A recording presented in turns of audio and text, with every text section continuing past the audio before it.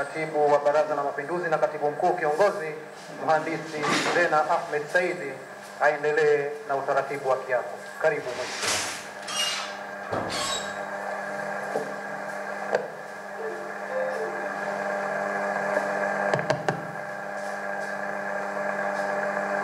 Maelezo kabla ya kiapo.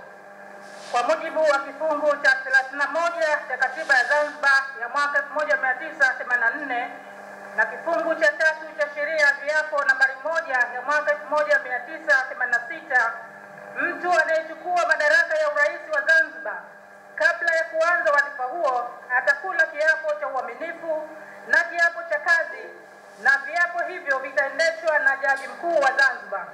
Nina heshima ya kutangaza kwamba sasa umefika wakati wa kutekeleza matakwa hayo ya kikatiba na kisheria. Mheshimiwa Dr. Hussein Ali Mwinyi.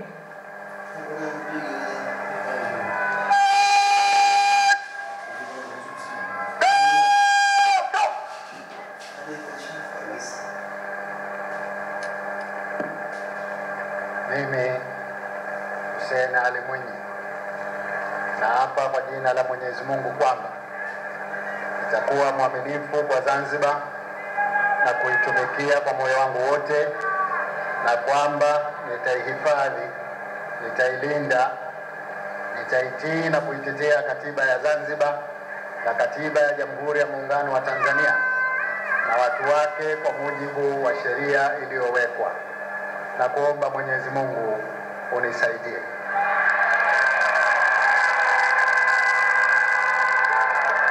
Mimi Hussein Ali Mwinyi naapa kwamba nitazitekeleza kazi zangu za rais wa Zanzibar na mwenyekiti wa Baraza la Mapinduzi kwa uaminifu na uadilifu, na kutimiza wajibu wangu kwa moyo mkunjufu, na kwamba nitawatendea haki watu wote kwa mujibu wa katiba na sheria, nikiongozwa na haki, mila na desturi za Zanzibar bila ya kushawishiwa, woga, upendeleo au chuki, na kuomba Mwenyezi Mungu unisaidie.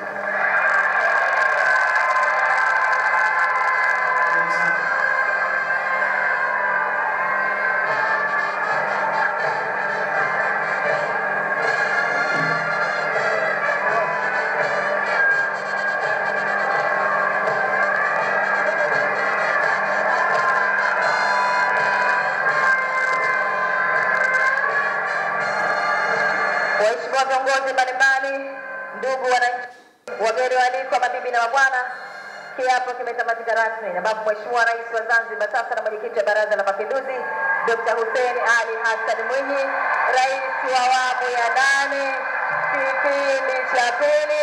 Tunaomba tumshangilie. Anakabidhiwa rasmi madaraka ya Zanzibar. Shangwe na vigelegele kwa Rais Mwinyi. Vigelegele. Huyo ndiye Dr. Hussein Ali Mwinyi, rais wa Zanzibar na mwenyekiti wa Baraza la Mapinduzi. Anasema asanteni sana.